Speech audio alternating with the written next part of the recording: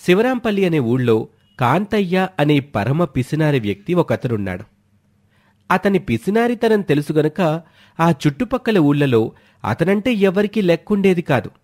కాని అతని ఒక్కగానొక్క కూతురు మీనాక్షిని మాత్రం ఆ చుట్టుపక్కల జనం చాలా తలుచుకునేవారు. అందుకు కారణం ఆ తండ్రి కడుపుగట్టుకుని కూడబెట్టిన డబ్బుని ఆ కూతురు పైసాకి పైసా పెంచుతుంది. అంటే ఈ పిసినారి కూతురు కూడా పరమ పిసినారైన వడ్డీ వ్యాపారమే చేస్తుంది. సహజంగా డబ్బుల అవసరం ఉన్న వాళ్ళకి సమయానికి డబ్బు అందటం కావాలి, కాని అది ఎవరి దగ్గర తీసుకున్నామన్నది లెక్క కాదు. ఒకవేళ అప్పిచ్చేవాళ్లు తేడాగా ఉన్నా సర్దుకొని తన అప్పుని తీర్చుకుంటారు. ఆ బలహీనతని వాడుకొని ఈ పిసినారి పిల్ల వడ్డీ వ్యాపారం మొదలుపెట్టింది. అది కూడా చాలా బాగా సాగుతుంది.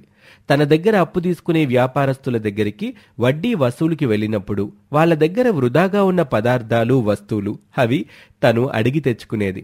అలా ఒకసారి తన వడ్డీని వసూలు చేసుకోవడానికి ఒక కర్రీ పాయింట్కి వెళ్ళింది మీనాక్షి. అయ్యయ్యో, ఏంటయ్యా తిండిని అట్ట వృధా చేస్తున్నావు? ఇది పాడైపోయింది అక్క. రాత్రి మిగిలిపోయిన కూరలు. ఇప్పుడు ఇవి పారేస్తే మధ్యాహ్నానికి ఫ్రెష్ వస్తాయి. భలేవాడు తమ్ముడు, ఈ సృష్టిలో వృధా అనేది లేదు తెలుసా? అందుకే ఆ పాడేసే కూరలు నాకిచ్చే, దాన్ని ఎలా వాడుకోవాలో నాకు తెలుసు. ఈ పనులన్నీ నీకెందుకక్క? నువ్వు వచ్చింది వడ్డీ డబ్బుల కోసమే కదా. ఉండు, అవి ఇచ్చేస్తాను. వడ్డీ డబ్బులు ఎక్కడికి పోతాయిలేరా, నాకు రావాల్సిన లెక్క నేను ఎలాగైనా రాబట్టుకుంటాను. కానీ ఆ పాడైపోయిన కూరలన్నీ ప్యాక్ చేసి నాకివ్వు అని ఆ పాడైపోయిన కూరని ఇంటికి తీసుకుని వెళ్ళింది. అది చూసిన ఆమె తల్లి ఇలా అంటుంది. ఓసే ఓసే, రోజురోజుకి నీ కకృతి శృతి మించిపోతుందే. ఎన్నాళ్ళు మీ నాన్న పీనాస్తానంతో చస్తంటే ఇప్పుడు నీ కకృతి పీనాస్తానం ఒకటొచ్చి పడిందే నా ప్రాణానికి. అసలు పాడైపోయి పారేసే కూర తెచ్చుకోవడమేంటే? నీకు అసలు బుర్రబాన్ని పనిచేస్తుందా? బాగానే పనిచేస్తుందిలే అమ్మా. ఇప్పుడు మన కోసమని ఉల్లిపాయలు, టమాటాలు, ఉప్పులు, కారాలు, నూనె ఇలా అన్నీ ఖర్చు చేసే బదులు వాటన్నిటితో వండిన ఈ కూరని కాస్త బాగు చేసుకుని వాడుకుంటే ఎంత ఖర్చు ఆదా అవుతుందనుకుంటున్నావు? అలా ఫ్రీగా వచ్చిన ఈ కూరని, రీసైకిల్ చేసిన ఈ కూరని అమ్మితే ఆ వచ్చితంతా మనకి లాభమే కదా. కంపు కొట్టే కూరని ఏం బాగు చేస్తావే? ఏం మనిషివే నువ్వు? నేను చేస్తాను కదా, నువ్వు చూడవే అని ఆ కంపు కొట్టే కూరని ఒక గిన్నెలో వేసి కట్టెల పొయ్యి మీద పెట్టి కాస్త మసాలాలు, పెరట్లో వచ్చిన ఫ్రీగా కొత్తిమీర అన్నీ జల్లేసి తీసుకొచ్చి ఉడికిన కూరని తల్లికి చూపించి ఇలా అంటుంది. ఇప్పుడు చూడవే అమ్మా, వాసన ఎలా వస్తుందో.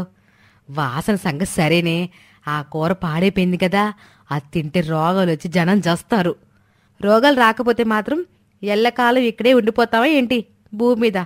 పిచ్చిదానా, వేడి తగిలాక ఏ క్రిములు రోగాలు ఉండవే, అందులో అన్నీ చచ్చిపోతాయి. పైగా అవి కూడా కూరలో కలుస్తాయి కనుక అది రుచే కాదు, ఆరోగ్యం కూడా ఇస్తుందే. మనిషికి ఇమ్యూన్ పవర్ని డెవలప్ చేస్తుంది. ఇవన్నీ నీకు అర్థం కావు, కానీ నేను ఈ రిపేర్ చేసిన కూరల్ని ఫుట్పాత్ మీద ఎంతో కొంతకి అమ్మేసి వస్తాను. ఫుట్పాత్ మీద ఎందుకమ్మా అమ్మడం? ఏ కర్రీ పాయింట్ వరకు అమ్మేస్తే నయమే కదా. లేదు నాన్న, ఇది కొద్దిగా తేడా కూర కదా, వాసన చూసి జనం కొంటే చాలు. రుచి చూసే సోర్స్ ఉంటే మనం దొరికిపోతాం. అందుకే రోడ్డు పక్కన అమ్మేమనుకో, ఒకవేళ ఏమైనా తేడా వచ్చినా వచ్చి అడగడానికి మనం అక్కడ ఉండం కదా. So safe. చచ్చినోడు పెళ్లికి వచ్చిందే కట్నం అనుకోవాలి. బాగా సరిపోయారే అబ్బా కూతుళ్ళిద్దరూ. పీసినారు మందని. నీలాంటి పీసినారు దానికి ఒక దుబారా మొగుడొస్తేనే నీకు బుద్ధి వస్తుంది అని పిసినారి కూతురిని భర్తని తిట్టుకుంటూ అక్కడి నుంచి వెళ్ళిపోయింది. అలా ఆ పిసినారి పిల్లకి వచ్చే మొగుడు వల్లే ఆమెకు బుద్ధొస్తుందని ఆ తల్లి చెయ్యని పూజంటూ లేదు. ఆమె పూజలు ఫలించి పెళ్లిళ్ల పేరయ్య ఒక చక్కటి సంబంధం తీసుకొచ్చాడు మీనాక్షికి. ఆ కుర్రాడి గురించి చెప్తూ, అమ్మా మీనాక్షి, ఇప్పుడు నేను చూసిన సంబంధం ఉంది చూశావు? ఆ కుర్రాడు నిజంగా నీకోసమే పుట్టినట్టే ఉంటాడమ్మా. నువ్వైనా కొన్ని విషయాల్లో దుబారా చేస్తావేమో గాని ఆ కుర్రాడు మాత్రం పీల్చే గాలి విషయంలో కూడా పొదుపేనమ్మా, నా మాట నమ్ము. గాలి పీల్చడానికి పొదుపేంటండి, మనిషే పోతాడు కదా. అదేనమ్మా నా ఉద్దేశం. ఆ పిల్లాడు గాలిని కూడా పొదుపుగా వాడతాడంటే ప్రాణాయామం లాంటివి చేస్తాడని. అంటే రెగ్యులర్గా పీల్చేదానికన్నా తక్కువ గాలి పీలుస్తున్నట్టే కదమ్మా. ఆ రకంగా ఈ కుర్రాడు పీల్చే గాలిని కూడా పొదుపు చేసే రకమన్నమాట. ఏమయ్యా పేరయ్యా, ఇప్పటికే ఇంట్లో ఉన్న లంపటాలు చాలవన్నట్టు మరో గుంపట తెచ్చి దించుతున్నావా నన్నెత్తి మీద? నాకు ఈ సంబంధం వద్దు. మా అమ్మ అలాగే అంటుంది, కానీ పెరయ్య గారు ఈ సంబంధమే ఖాయం చేసేయండి. మరో విషయం తల్లి, ఆ పిల్లాడికి ఒకే ఒక్క ఆడపడుచుంది. ఆమె గురించి కూడా ఒక్క మాటలో చెప్పాలంటే ఇంకేం చెప్పనక్కర్లేదు పెరయ్య గారు. ఇక్కడ మా ఇంట్లో బా పేక్ నెంబరీ, బేటీని నేను 10 నెంబరీ టైప్ కదా.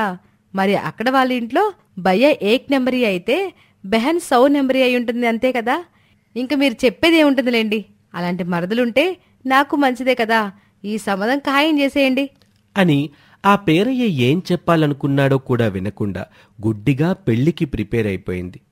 అటు ఇదే పేరయ్య మీనాక్షికి కాబోయే మరదలు పావని దగ్గరకు వెళ్లి ఈమె సంబంధం ఖాయమైంది అన్న విషయం చెప్పగానే అప్పుడు పావని, పోనీలేండి పేరయ్య గారు, 100 అబద్ధాలాడి ఒక పెళ్లి చేయమంటారుగా. అందుకే ఈ ఒక్క అబద్ధమాడి మా దుబారా అన్నయ్య గారికి ఆ పిస్నారి పెళ్లికి పెళ్లి చేసేస్తే నాకు టెన్షన్ వదిలిపోతుంది. కాని అమ్మా, అందుకు మీ అన్నయ్య ఒప్పుకోవాలి కదా. అలాంటి పిసినారి పిల్లని ఆయనెందుకు చేసుకుంటాడు చెప్పు? చేసుకోవాలండి. లేదంటే మా అమ్మా నాన్నలు పోతూ పోతూ ఆస్తులన్నీ నా పేరునే పెట్టారు. అవి కావాలంటే వాడు నేను చెప్పినట్టే వినాలి. అందుకే పిసినారిలా యాక్ట్ చేసైనా సరే వాడు ఈ పిసినారి వదినమ్మని చేసుకోక తప్పదు అని ఆడపడుచు పేరయ్య మాట్లాడుకుంటున్న మాటలు రవి చాటుగా వింటాడు. అమ్మనా సిస్టరు, ఆస్తి నీ పేరున ఉందనే అడ్వాంటేజ్తో నాకొక పిసినారి పిల్లని అంటగట్టాలని చూస్తున్నావా? సరే, అలాగే కానివ్వు. నువ్వు చెప్పినట్టే ఆ పిల్ల దగ్గర పిసినారి డ్రామా ఆడి ఆ పిల్లని బెదరగొట్టి నాతో సమంగా ఖర్చులు చేసేలాగా చేయకపోతే నేనసలు నీ అన్ననే కాదు. అయినా లైఫ్ అంటే చీమల్లాగా దాచుకుని బ్రతకడానికి గదే, మేకల్లా తింటూ ఎంజాయ్ చేయడానికే అంటూ తన ప్లానింగ్ తను చేసుకున్నాడు. అలా ఎవరి ప్లానుల్లో వాళ్ళున్నారు. పిసినారి వదనమ్మ మీనాక్షి ఆ ఇంటి కోడలిగా అడుగుపెట్టేసింది. మొదటి రోజే తన భార్యకి ఓవర్ పిసినారితనాన్ని రుచి చూపించి బెదరగొట్టాలని ఒక ప్లాన్ చేశాడు రవి. అందుకే తన భార్యని ఒక చిమ్మ చీకటి గదిలో వదిలేసి, చూడు మీనాక్షి, ఫ్రీగా వచ్చిందని గాని డబ్బులు పెట్టి కొన్నా గాని గాలిని వెళ్తుని కూడా నేను దుబారా చెయ్యాలనుకోను. కాబట్టి నువ్వు కూడా అదే అలవాటు చేసుకో. అందుకే కొంతకాలం ఈ చీకటి గదిలో ఉండు. ఇక నీకు వెళ్తుర్రాదు, గాలి కూడా చాలా తక్కువ వస్తుంది. ఇక తిండంటావా, రోజూ లెక్కగట్టి మరీ నేనే నీకు తిండి పెడతాను. ఇలా పంచభూతాల్ని మనం పొదుపుగా వాడుకుంటేనే దేవుడిచ్చిన ఈ జన్మ సార్థకమవుతుంది. అది కాదండి, నాకు చీకటంటే భయమండి. అదే తప్పు మీనాక్షి.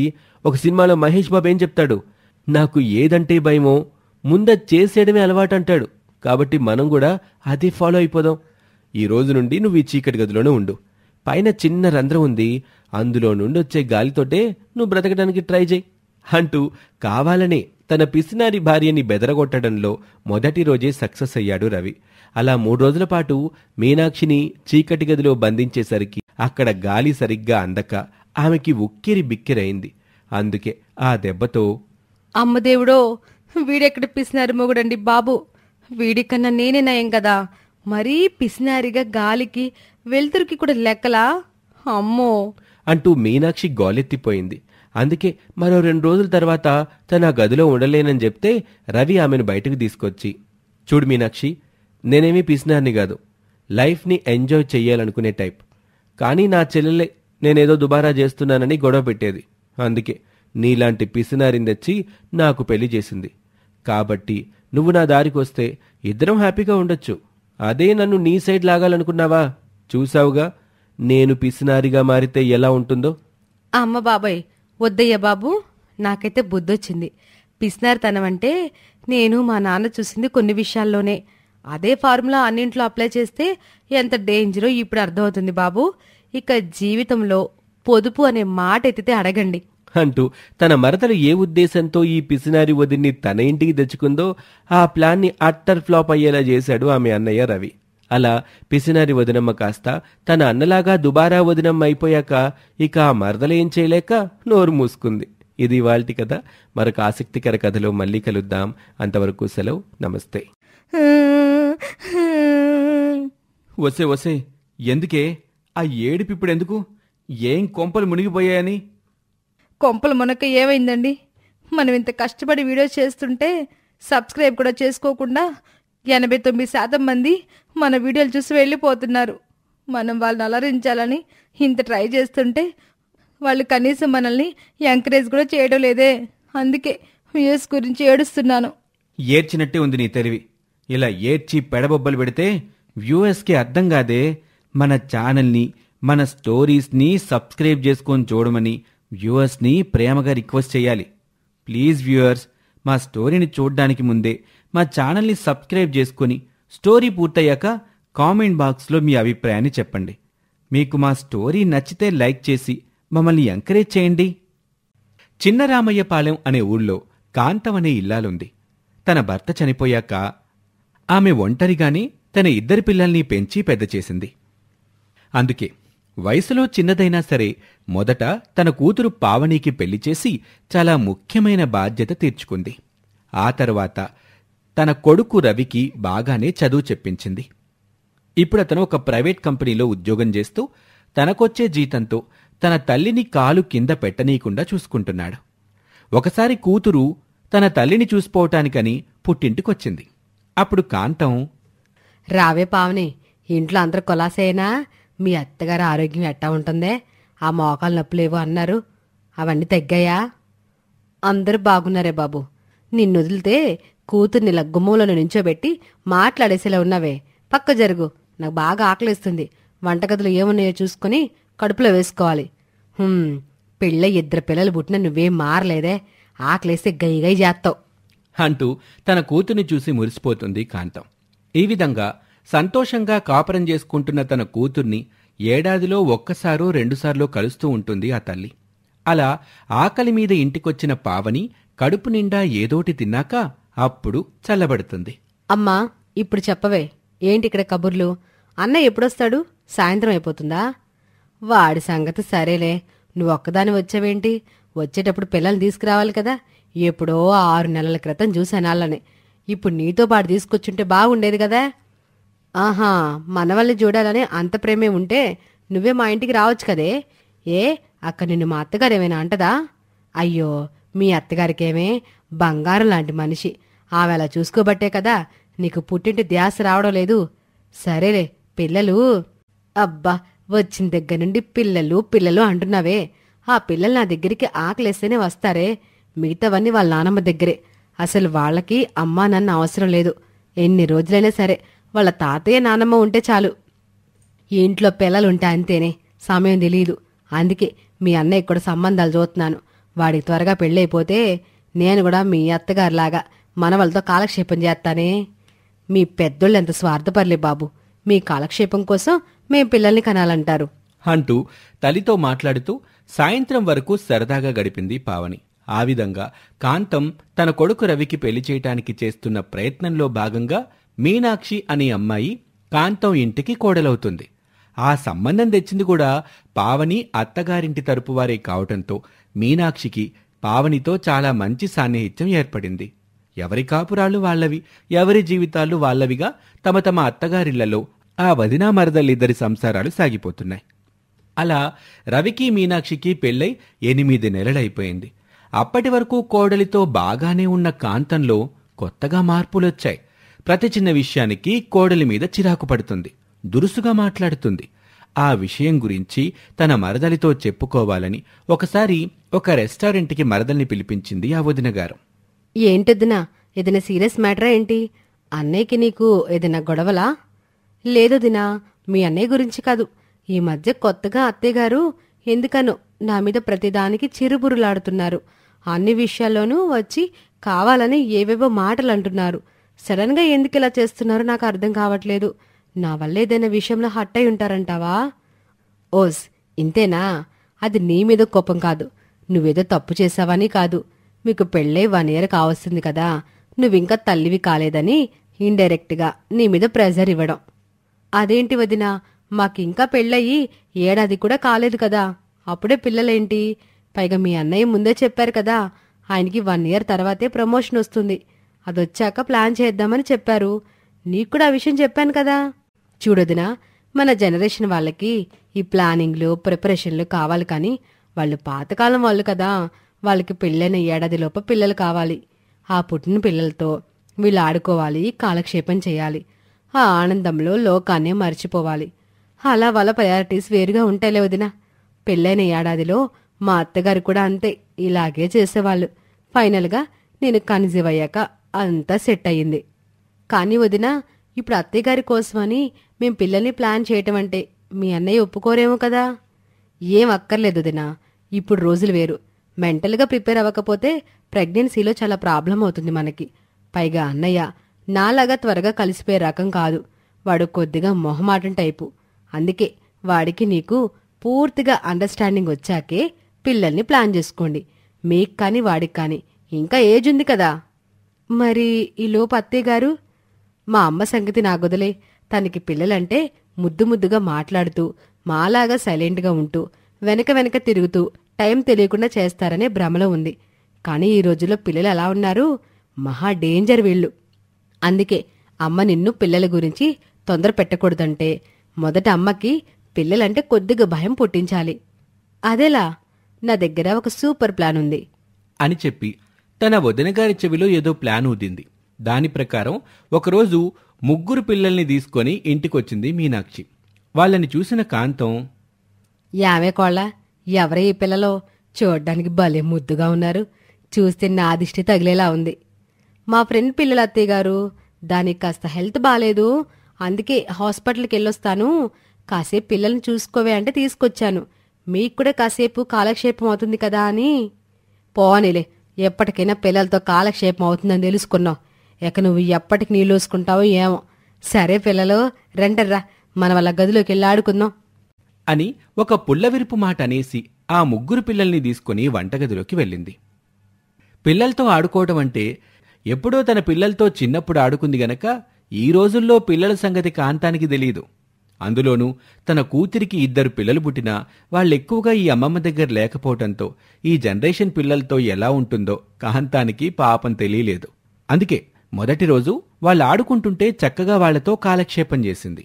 ఆ తర్వాత రోజు తనే వాళ్ళని తీసుకురమ్మని అడిగింది. దాంతో కోడలు వెళ్ళి ఆ పిల్లల్ని తీసుకొచ్చింది. ఇక ఆ 2వ రోజు నుండి ఆ పిల్లల అసలు సిసలైన అల్లరి మొదలైంది. అలా 1 గంట సేపు ఆ పిల్లల అల్లరిని భరించాక కాంతానికి తలనొప్పి మొదలైంది. మొదటి నుండి కాంతంకి ప్రశాంతంగా ఉండటం అలవాటు. ఆమె ఒంటరిగా ఉంటే కనీసం రేడియో గాని టీవీ గాని పెట్టుకోదు. ఎందుకంటే తనకి ఇల్లంతా ప్రశాంతంగా ఉండాలి. ఒక్క మాటలో చెప్పాలంటే కాంతం శాంతం టైప్ అన్నమాట. కాని ఈ చిచ్చరి పిడుగులొచ్చాక వాళ్ళ అల్లరితో కాంతంతల బద్దలైపోతుంది. ఏమే కోళ్ళ, ఏంటి ఈ పిల్లలు మరీ అల్లరి పిల్లలాగున్నారు? లేదత్తయ్య, నిజానికి ఈ రోజుల్లో పిల్లలతో పోలిస్తే ఈ పిల్లలు పెద్ద అల్లరి వాళ్ళు కాదని చెప్పాలి. మీకు తెలియదు కదా, మనొదిని పిల్లలు వీళ్ళకన్నా అల్లరి. అసలు వాళ్ళని 1 గంట భరించడం అంటే ఎంత కష్టం అనుకున్నారు? మీకు అసలే సౌండ్ పొల్యూషన్ పడదు కదా, అందుకే వదిన వాళ్ళని ఇక్కడ తీసుకురాదు అంటూ మెల్లిగా పిల్లల గురించి ఎలా ఎక్కించాలో తన మరదలిచ్చిన ప్లాన్ ప్రకారం అలాగే ఎక్కించసాగింది మీనాక్షి. అలా రోజు రోజుకి మోతాదు పెంచుతూ తన మరదలి డైరెక్షన్లో ఆ వదినగారు ఆడుతున్న పిల్లల డ్రామా కాంతం మీద బాగానే పనిచేస్తుంది. అందుకే రాన్రాను కోడలతో పిల్లల విషయం అడగటమే తగ్గించింది. ఎంతసేపు తనకి ఇల్లు ప్రశాంతంగా ఉండాలి, ఇంట్లో ఏ అల్లరి గాని గోల గాని ఉండకూడదు. కాని పిల్లలున్న ఇల్లు ప్రశాంతంగా ఎందుకుంటుంది? ఉండదు గదా. అందుకే రోజురోజుకి కాంతానికి పిల్లల ఊసెత్తితేనే భయం మొదలైంది. అలా ఏడాది దాటిపోయింది. రవికి అనుకున్నట్టుగానే ప్రమోషన్ వచ్చింది. వాళ్లు ఆ ఆనందంలో ఉండగానే మీనాక్షి కూడా కన్సీవ్ అయింది. అంతే, సైలెన్స్ కాంతానికి ఇప్పుడు గుండెల్లో గుబులు మొదలైంది. అలా ఆ వదినా మరదలిద్దరూ కలిసి పిల్లల డ్రామా ఆడి ఆ అత్తగారిని అంతలా భయపెట్టేశారు. ఇది ఇవాల్టి కదా వదినా మరదళ్ళ పిల్లల డ్రామా. మీ అభిప్రాయాన్ని కామెంట్ రూపంలో చెప్పండి. ఒకవేళ మీరు మా ఛానల్ని సబ్స్క్రైబ్ చేసుకోకపోతే వెంటనే సబ్స్క్రైబ్ చేసుకోండి. Thank you for watching.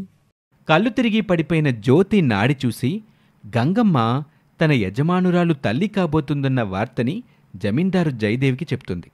ఆ విషయం మరోసారి కన్ఫర్మ్ చేసుకోవటానికి జయదేవ్ డాక్టర్కి కబురు పంపిస్తాడు. డాక్టర్ వచ్చి జ్యోతిని చెక్ చేసి ఇలా అంటాడు, కంగ్రాట్స్ జయదేవ్ గారు, మీరు తండ్రి కాబోతున్నారు. ఇంకా బేబీ గ్రోత్ ఎలా ఉంది, మదర్ కండిషన్ ఏంటి అనేది టెస్టులు చేస్తే కానీ చెప్పలేం. రేపు ఒకసారి క్లినిక్కి రండి అని చెప్పి డాక్టర్ వెళ్ళిపోతాడు. డాక్టర్ మాట విన్న జ్యోతి సంతోషం పట్టలేక పావనిని గట్టిగా హత్తుకొని ముద్దు పెట్టుకుని ఇలా అంటుంది, ఇదంతా నీ వల్లనే, నా బంగారు తల్లి. నువ్వు మా పాలిట అదృష్ట దేవతవమ్మా అంటూ ముద్దులు పెట్టుకుంటుంది. జ్యోతి ఆనందాన్ని చూస్తూ గంగమ్మ జయదేవ్ కూడా మురిసిపోతారు. కానీ అక్కడ జరుగుతున్నదంతా కొండయ్యకి మాత్రం ఏమాత్రం నచ్చదు. లోపల కుతకుతలాడిపోతూ ఉంటాడు. అతని మనసులో ఇలా అనుకుంటాడు, ఇప్పటికే ఈ పిల్లదాన్ని ఎలా పంపాలా, ఈ ఆస్తి నా కొడుకు పేర ఎలా రప్పించాలా అనుకుంటుంటే ఇప్పుడు కొత్తగా ఈ పిడుగుపడిందేంటి? అసలు ఆ అవ్వ నిజంగానే నేనడిగిన మందిస్తుందా, లేకపోతే డబ్బులు తీసుకుని నన్ను మోసం చేస్తుందా? ఆ ముసలిదాని సంగతి చూడాలి అని కొండయ్య మనసులో అనుకుంటాడు. కానీ పైకి మాత్రం అందరితో సంతోషం నటిస్తూ ఉంటాడు. అలా 2 గంటలు గడిచిన తర్వాత జయదేవ్ తన భార్య ఇద్దరూ ఏకాంతంగా కూర్చుని మాట్లాడుకుంటూ ఉంటారు. చాలా హ్యాపీగా ఉంది జ్యోతి. మన జీవితంలో ఇలాంటి రోజుని చూస్తానన్న ఆశ వదిలేసుకున్నాను. ఈ సమయంలో ఇలాంటి ఒక వార్త వినటం చాలా సంతోషంగా ఉంది. ఇక నువ్వు ఇంట్లో నుంచి కదలొద్దు, ఏ పని చెయ్యొద్దు, ఎప్పుడూ రెస్ట్ తీసుకో. కావాలంటే ఒక హోమ్ నర్స్ని నేను పెడతాను. హలో హలో మాస్టారు, కాస్త నిదానించండి. నేనేం చేయాలో ఏం చేయొద్దో టెస్టులు చేశాక డాక్టర్ గారు చెప్తారు. అంతవరకు మీ గుర్రాలకి కల్లాలు వేయండి సార్ అని సరసంగా అంటుంది జ్యోతి. ఇలా లోపల జయదేవ్ దంపతుల మాటలు బయట నుంచి వింటున్న కొండయ్యకి మాత్రం ఉక్రోషం ఆగటం లేదు. వెంటనే తన దగ్గర డబ్బులు తీసుకుని పిల్లలు పుట్టకుండా మందులిచ్చే అవ్వ దగ్గరికి వెళ్తాడు కొండయ్య. ఎంత మోసం చేశావే ముసల్దానా, నా దగ్గర వేలకు వేలు తీసుకుని చివరికి ఎందుకు పనికిరాని మందులిస్తావా? చూడు బాబు, మాటలు జాగ్రత్తగా రాని. అసలు ఏం జరిగిందో చెప్పకుండా నోరు జారితే నీకే ఇబ్బంది అని అవ్వ అడగటంతో కొండయ్య జరిగిన విషయం మొత్తం చెప్తాడు. అప్పుడు అవ్విలా అంటుంది, చూడయ్యా, నేనిచ్చే మందు సరైందే ఇచ్చాను. అది ఆ అమ్మాయి తినేలా చేస్తున్నావో లేదో నీకే తెలియాలి. ఒకవేళ నా మందు తిన్నాక కూడా గర్భం వచ్చిందంటే అది అసాధ్యం. ఎందుకంటే ఈ మందు మొదట దెబ్బతీసేది గర్భసంచిని. నువ్వు చెప్పేదాన్ని బట్టి చూస్తే మొదట నువ్వు మందు కలిపిన రోజు నుండి ఆ అమ్మ ఈ మందు తినట్లేదని అర్థం, లేదా మధ్యలో మానేసిందని అర్థం. అంటే నువ్వు ఆపాలనుకున్న విషయం ఖచ్చితంగా జరగాలని ఆ ఇంట్లో మరెవరో కోరుకుంటున్నారు. అది ఎవరో చూసుకో, లేదంటే నీ గుట్టు బయటపడిపోతుంది అని అవ్వ చెప్పటంతో పొంచి ఉన్న పెనుముప్పుని తలుచుకుని కొండయ్య భయపడతాడు. వెంటనే ఆ అజ్ఞాత సేవకులు ఎవరై ఉంటారని ఆరా తీయటం కోసం మళ్లీ దివానానికి వెళ్తాడు. రాత్రి అందరూ పడుకున్నాక తన గదిలో అటూ ఇటూ తిరుగుతూ బుర్ర బద్దలయ్యేలా ఆలోచిస్తున్న కొండయ్య గదిలోకి గంగమ్మ వస్తుంది. ఏటి బాబు, మీరొకటి తలిస్తే దేవుడు ఒకటి తలిశాడనుకుంటున్నారా? తలిసింది దేవుడు కాదు బాబు, ఈ గంగమ్మ. ఆయన మీకిదేం బుద్ధి బాబు? అయ్యగారు మీకు బంధువే కదా. అట్లాంటిది ఆయనకింత ద్రోహం చేయాలని ఎలా అనిపించిందయ్యా నీకు? అందుకే ఆ అవ్వ మీకు ఇచ్చిన మందు కొద్ది రోజులే అమ్మగారు ఒంట్లోకి చేరింది. ఆ తర్వాత ఈ విషయం నాకు తెలిసింది. ఆ మందు కిరుగుడు మందు తీసుకొచ్చి మీ మందు పెట్టే చోట్లో ఈ మందు పెట్టి ప్రతిరోజు మీ సేతే ఆ విరుగుడు మందు కల్పించానండి. ఇంకో పాలెట్టంటే అడ్డగోలు యాషాలెత్తే మీరు తినే తిండిలో ఏ ఇసమో కలిపి పెట్టేతానయ్యా. మీరు అయ్యగారి బంధువు, మీరింత పనికి మాలోలని తెలిస్తే అయ్యగారు బాధపడతారని మీ పిల్లల కడుపులో కొట్టకూడదని ఈ విషయం ఎక్కడితో వదిలేస్తున్నాను. ఈ పాలు జాగ్రత్తగా ఉండండి బాబు అని ఒక స్వీట్ వార్నింగ్ ఇచ్చేసి గంగమ్మ వెళ్ళిపోతుంది. కొండయ్య బుర్రలో నుంచి పొగలొస్తాయి. అలా పావని వచ్చిన వేళా విశేషమేంటో ఆ ఇంట్లో అన్ని శుభాలే జరుగుతూ ఉంటాయి. కొండయ్య గుట్టు గంగమ్మకి తెలిసిపోవటంతో అతను కోరలు తీసిన పాములాగా గమ్మున ఉండిపోతాడు. అలాగే నెలలు గడుస్తూ ఉంటాయి. జ్యోతి గర్భం రోజురోజుకి పెరుగుతుంది. ఆ మూమెంట్ని ఆమె ఆస్వాదిస్తూ ఉంటుంది. ఇలా ఉన్న సమయంలో ఒకరోజు జయదేవ్ వస్తున్న కారుకి యాక్సిడెంట్ అవుతుంది. ఎవరో హాస్పిటల్కి చేర్చటంతో జయదేవ్కి హాస్పిటల్లో ట్రీట్మెంట్ మొదలవుతుంది. ఇంతలోనే జ్యోతికి కబురు తెలియటంతో ఏడుస్తూ పావనిని గంగమ్మని వెంటబెట్టుకుని హాస్పిటల్కి వెళ్తుంది. అక్కడికి డాక్టర్ వచ్చి జ్యోతితో ఇలా అంటాడు, చూడండమ్మా, బలమైన గాయాలు తగలటం వల్ల ఆయన కోమాలోకి వెళ్ళిపోయారు. 48 గంటలు దాటితే కానీ ఆయన పరిస్థితి ఏంటో చెప్పలేం. మరొక విషయం, యాక్సిడెంట్ అవ్వడానికన్నా ముందు ఆయన ఒంటి మీద బలమైన గాయాలు, లోతైన ఘాట్లు ఉన్నాయి. ఇవన్నీ చూస్తుంటే ఇది సాధారణ యాక్సిడెంట్లా అనిపించటం లేదు. ఎవరో కావాలని ఆయనపై దాడి చేసి తప్పించుకుని వచ్చేస్తున్న క్రమంలో యాక్సిడెంట్ చేసినట్టుగా అనిపిస్తుంది. ఎందుకైనా మంచిది పోలీస్ కంప్లైంట్ ఇవ్వండి, మీ లాయర్తో మాట్లాడండి. ఒక 2 రోజుల తర్వాత మీకు నచ్చిన హాస్పిటల్కి పేషెంట్ని షిఫ్ట్ చేసుకోండి అని చెప్పి డాక్టర్ వెళ్ళిపోతాడు. డాక్టర్ చెప్పిన మాటలు విన్న తర్వాత జ్యోతి కళ్ళు తిరిగి పడిపోతుంది. ఇదంతా దూరం నుంచి విన్న కొండయ్య మనసులో కంగారు పడుతూ ఇలా అనుకుంటాడు. ఏంటి, జయదేవ్ మీద హత్యా ప్రయత్నం జరిగిందా? ఎవరు చేసుంటారు? నాకు తెలిసి ఆయనకి ఎవరూ శత్రువులు లేరు. అలాంటిది ఆయన ప్రాణాలు తీసే అవసరం ఎవరికుంది అని కొండయ్య ఆలోచిస్తూ ఉంటాడు.